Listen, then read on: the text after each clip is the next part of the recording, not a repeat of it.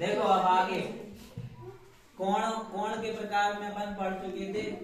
शून्य कोण, न्यून कोण, समकोण, अधिक कोण, ऋजु कोण, वृत्त कोण और संपूर्ण कोण। अब इसके बाद अब आगे के कोण देखो, दो कोणों को क्या बोलेंगे आपस में। देखो सबसे पहले कोटि पूरक कोण या पूरक कोण। कोटि पूरक और कोटि पूरक कोण का मतलब क्या होता है? यदि दो कोणों का योगफल कितना हो, 90 अंश हो, तो ऐसे कोणों को एक दूसरे का कोटि पूरक कोण कहते हैं। यदि दो कोणों का योग कितना हो, 90 अंश हो, तो ऐसे कोणों को क्या कहते हैं? हम कोटि पूरक कोण कहते हैं। जैसे ये एक आकृति बनी, इसमें देखना दो कोण बने, कोण 1 और कोण 2। ठीक, एक है कोण 1 और 2 को जब आपस में जोड़ोगे तो कितने अंश का आएगा? 90। कोण 1 और कोण 2 को हम क्या बोलेंगे? कोटि पूरक कोण। और इन दोनों का योग कितना होगा? 90। जैसे उदाहरण 30 डिग्री और 60 डिग्री। 30 और 60 का योग कितना है? 90। 50 40 का 90। 35 55 का 90। यानी ये दोनों कोण योग एक दूसरे के कोटि पूरक है। ये इसका कोटि पूरक है, ये इसका कोटि पूरक है, दोनों एक दूसरे के कोटि पूरक है। ठीक, तो अगला इसके बाद आता संपूरक कोण। यदि दो कोणों का योग फल कितना हो? 180 अंश हो। अभी कितना था? 90 वाले को क्या कहते थे अपन? कोटि पूरक या पूरक कोण। अब क्या कह रहे हैं? संपूरक कोण। यदि दो कोणों का योगफल 180 हो, तो ऐसे कोणों को एक दूसरे का संपूरक कोण कहते हैं। जैसे ये एक आकृति बनी, इसमें दो कोण फिर से हैं, कोण 1 और कोण 2। और ये पूरी सीधी रेखा है कि नहीं? तो एक ये वाले कोण और इसका, इन दोनों का योग कितना आएगा? 180 आएगा कि नहीं आएगा? तो 1 और 2 संपूरक कोण है, और कोण 1 और कोण 2 बराबर 180। कुछ उदाहरण देखो, जैसे 120 60, इन दोनों का योग कितना है? 180। अगर एक दिया हो दूसरा पूछे, 120 एक 120 है, तो दूसरा कितना होगा? 180 90। ठीक, इसी तरीके से अब इनके सवाल देखो कुछ।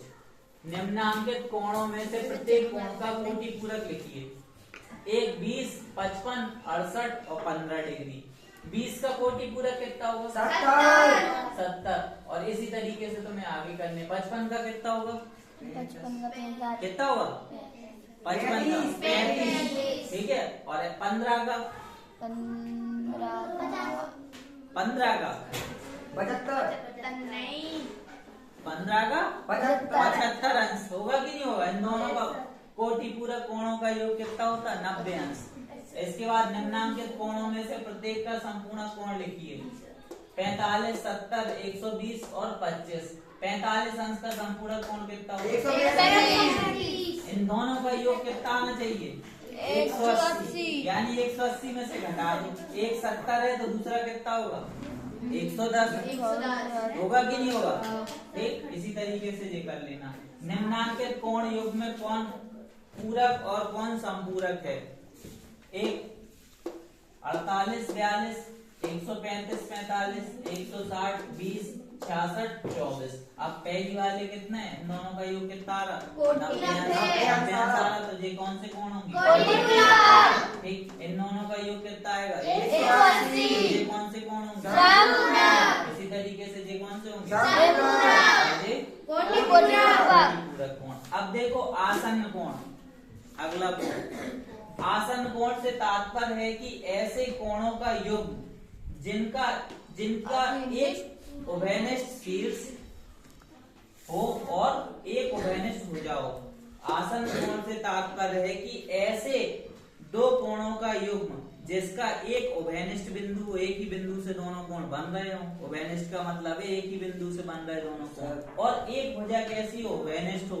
ऐसे युग्म कोणों को आसन्न कोण अर्थात यह दोनों कोण एक दूसरे पर आश्रित होते हैं। अगर इनकी भुजा हटा दें तो वो खत्म हो जाएंगे कोण आपस में। ठीक, जैसे ये एक आकृति बनी, आसन कोण में जरूरी नहीं है कोण 90 अंश का हो, कितने भी अंश का हो सकता, 30 का हो सकता, 50 का हो सकता। दो कोण अलग अलग बने, कोण 1 और कोण 2। कोण 1 और 2 आसन कोण है, दोनों में उभयनिष्ठ बिंदु क्या है? O। इनका शीर्ष बिंदु क्या है? इसी से बने, O से। बिंदु O उभयनिष्ठ शीर्ष है और भुजा O भी क्या है? उभयनिष्ठ है कि नहीं? इसमें भी यही भुजा है और इस वाले कोण में भी दोनों के लिए जो भुजा उभयनिष्ठ है कि नहीं है? ठीक। अगर मान लो इन दोनों यहाँ से यहाँ तक का पूरे का मान अगर 40 डिग्री है, यहाँ से यहाँ तक का मान 40 डिग्री है और कोण 1 का मान दिया 10 अंश, तो कोण B का मान कितना हो जाएगा? 30 हो जाएगा कि नहीं जाएगा? कोई एक मान दे देगा, दूसरा पूछेगा, या तो पूरा कोण देगा और एक कोण दे देगा, दूसरा पूछेगा, तो अपन बता सकते घटा के उसमें से 40 में से कितना घटा देंगे? 10 कितना? 30। इसी तरीके से निकाल सकते अपन आसन कोण, जैसे यहाँ निकाल रहे थे घटा के। ठीक। अब आ जाओ कौन सा, अब देखो इन्हें समझते हैं कोणों को। एक जे अपने पास क्या है? रजिस्टर है, उपस्थिति रजिस्टर है तुम्हारी क्लास का। अब देखना गौर से इसी को, अगर हम ये एक सीधी लाइन दिख रही सबको? सर ये कौन सा कोण है? स्टार्टिंग से चल रहा है 0 अंश का कोण है? हमने थोड़ा सा उठाया, आप कौन सा कोण बना? पीछे से उठा रहे हैं, कौन सा कोण बना? न्यून कोण बनेगा। यहाँ से लेके यहाँ तक 90 का नहीं होगा बस। ये कौन सा कोण है? सारे और अब कौन सा कोण है? यानी कौन सा कोण? समकोण। और समकोण के आगे गए अधिक कोण होगा। कहाँ तक होगा? 180 से कम। ये सारे कोण कौन से कोण कहलाएंगे? अब ये कोण कौन सा हो गया? ऋजु कोण है। 180 अंश की सीधी रेखा दिख रही? ऋजु कोण है। और ऋजु कोण से जैसे नीचे गए तो वृत्त कोण। वृत्त कोण कहाँ से कहाँ तक होता है? 180 से 360 से कम, यानी 359 तक के कोण। और अगर यहाँ से चले, देखना अब यहाँ तक आ गए थे वृत्त कोण तक, अब ये पूरा कोण जाके यहाँ मिल गया। अब ये पूरा कोण कितने अंश का होगा? यानी कितने अंश का होगा? 360 का। ये तो हो गए कोण के प्रकार। अब देखो जो आज पढ़ा अपन ने, कौन सा? पूरक कोण। पूरक कोण देख रहे सी, ये रजिस्टर है, ये कोण 90 अंश का है। इसी में अगर एक कोण और बना दिया जाए बीच में, तो ये दोनों कोण एक दूसरे के पूरक होंगे कि नहीं? इन दोनों कोणों को अलग अलग जोड़ोगे तो 180 अंश मिलेगा कि नहीं मिलेगा? सॉरी 90 अंश मिलेगा। पूरक कोण बन गया। यहाँ कर दो तब भी पूरक ही है। ये 15 है और ये कितना हो जाएगा? फिर 75 हो जाएगा। हो जाएगा पूरक कोण ही है। 90 अंश से ज्यादा नहीं होगा, 90 अंश ही होंगे दोनों कोणों का। अब यहाँ कितने भी बना लो, ये सब एक दूसरे के क्या है? पूरक। एक दूसरे के पूरक। ये वाला कोण नीचे वाले का पूरक है और नीचे वाला ऊपर वाले का पूरक। ये हो गया पूरक कोण। ठीक। जब दो कोणों का योग कितना हो? 180 हो, तो दोनों कोण एक दूसरे के क्या कहलाते? पूरक कोण। 180 नहीं, सॉरी 90 अंश, तो वो दोनों कोण एक दूसरे के क्या कहलाएंगे? पूरक या पूरक कोण। ठीक। अब आ जाओ किस पे? समपूरक कोण पे।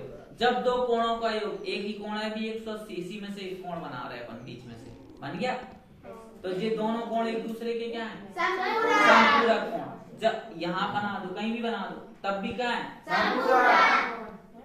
वो उस तरफ का कोण इस वाले कोण का समपूरक है और इस वाले ये वाला कोण उस वाले कोण का समपूरक। कहीं भी बना दो, ये दोनों कोण क्या है? समपूरक। ये हो गए समपूरक कोण की परिभाषा। क्या होगी? जब दो कोणों का योग कितना हो? 180 से नीचे नहीं गिरेगा, बस 180 रहेगा। जब दो कोणों का योग 180 हो, तो दोनों कोण एक दूसरे के क्या कहलाते? समपूरक कहलाते। अब आ जाओ आसन्न कोण पे। आसन्न कोण से तात्पर्य है ऐसे कोण जिनका एक उभयनिष्ठ बिंदु हो। देखना ये रजिस्टर को एक कोण बना, अभी इसी पॉइंट से बना, इस कोने से एक उभयनिष्ठ बिंदु, और यहीं बीच में अब 90 नहीं होगा और 180 भी नहीं होगा, और कम होगा ज्यादा होगा, और वो भी हो सकता 90 180। आसन्न कोण के लिए तो कुछ भी हो सकता। ठीक। एक बिंदु उभयनिष्ठ है, यहीं से बना, और एक भुजा जो बीच वाली है। दो कोण दिख रहे? दो कोण दिखे? इसका उभयनिष्ठ बिंदु ये और भुजा बीच वाली, अगर हम इस भुजा को हटा दें तो आसन कोण का अस्तित्व खत्म। अब आसन कोण तो नहीं है, अब तो न्यून कोण हो गया, या कोई भी इस एंगल में तो न्यून कोण है, और बीच में जैसे ही हमने एक और कोण बनाया तो दोनों कोण एक दूसरे के क्या कहलाएंगे? आसन्न कोण। इसमें एक उभयनिष्ठ बिंदु होता और कोई एक भुजा उभयनिष्ठ होगी, है ये भी आसन्न कोण है।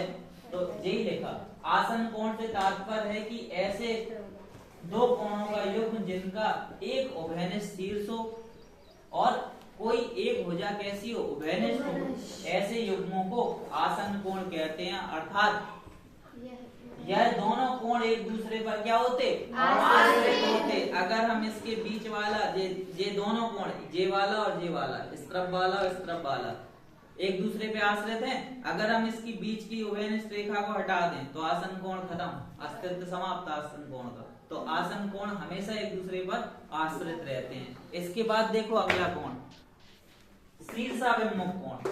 शीर्षाभिमुख कोण क्या होता? जब दो रेखाएं एक दूसरे को प्रतिच्छेद करती हैं यानी काटती हैं, जब दो रेखाएं एक दूसरे को क्या करती? प्रतिच्छेद करती हैं या काटती हैं, तो उनके आमने सामने के कोण या सम्मुख कोण शीर्षाभिमुख कोण कहलाते हैं। आमने सामने के कोण या सम्मुख कोण शीर्षाभिमुख कोण कहलाते हैं। और कितने युग्म बनते उसमें लिखा है यहाँ पे, शीर्षाभिमुख दो युग्म प्राप्त होते। दो युग्म मतलब दो जोड़े बनेंगे हमेशा, एक जोड़ा जे हो गया, एक जोड़ा। और शीर्षाभिमुख कोण आपस में इनकी माप जो होती वो बराबर होती, जितना कोण जे बनेगा उतनी कोण जे होगा। अगर इस कोण की माप, पहले तो यही समझ लो शीर्षाभिमुख कोण समझ में आ गए, जब दो रेखाएं एक दूसरे को प्रतिच्छेद करती तो उसके आमने सामने के कोण जे वाला और जे वाला, जे वाला और जे वाला शीर्षाभिमुख कोण कहलाते हैं। और जे आपस में कैसे होते? बराबर होते हैं। अगर इस तरफ का कोण 30 अंश का है तो जे वाला भी कितना होगा? 30 अंश। अगर ये 50 है तो जे वाला कितना होगा? 50। लेकिन ये क्या ये 50 हो सकता? कितना होगा ये? देखो सीधी रेखा बन गई, ये 130 है तो ये कितना होगा? 150 नहीं होगा, 180 होना चाहिए कि नहीं होना चाहिए? सब चीज देखनी तुम्हें। अब देखो सीधी रेखा है, अगर ये 30 है तो ये 50 तो हो ही नहीं सकता। अब कितना होगा? 150। 180 अंश का कोण बन रहा, क्योंकि बन रहा, गौर तुम ही देख लो, है रेखा सीधी। ये 30 दिया तो ये 150 होगा, हम कुछ भी नहीं लिखेंगे अपने मन से, तो ये भी कितना होगा? 150। यानी अगर उसने हमें एक कोण दिया तो हम उसके सारे कोण बता सकते हैं। अगर ये कोण मान लो 40 अंश का है तो उसके तीनों कोणों को बता सकते हैं। ये भी कितना होगा? 40। और ये एक ऋजु रेखा है तो ये वाला कोण कितना होगा? 140। और ये वाला कितना हो जाएगा? बात समझ में आई? सारे कोण एक साथ इस्तेमाल होंगे जितने भी हम पढ़ते आ रहे हैं, अभी भी आगे जो पढ़ेंगे। तो शीर्षाभिमुख कोण की परिभाषा क्या होगी? जब दो रेखाएं एक दूसरे को प्रतिच्छेद करती हैं तो उसके आमने सामने के कोण आपस में कैसे होते? बराबर होते हैं, इन्हें शीर्षाभिमुख कोण कहते हैं। ठीक, सिंपल सी ये बनी एक आकृति जिसमें देखो 1 और 3 बराबर, 2 और 4 बराबर। किस वजह से बराबर? कि ये कौन से कोण है? शीर्षाभिमुख कोण। ठीक, तो समझ में आ गया बस।